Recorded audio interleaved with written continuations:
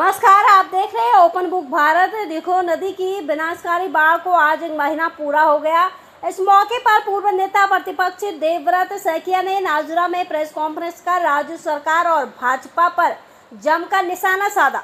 उन्होंने आरोप लगाया कि बाढ़ पीड़ितों को पर्याप्त मुआवजा और पुनर्वास नहीं मिल रहा है। सैकिया ने प्रशासन की कार्यप्रणाली पर भी सवाल उठाते हुए कहा कि प्रभावित परिवारों और किसानों को उचित राहत दी जानी चाहिए।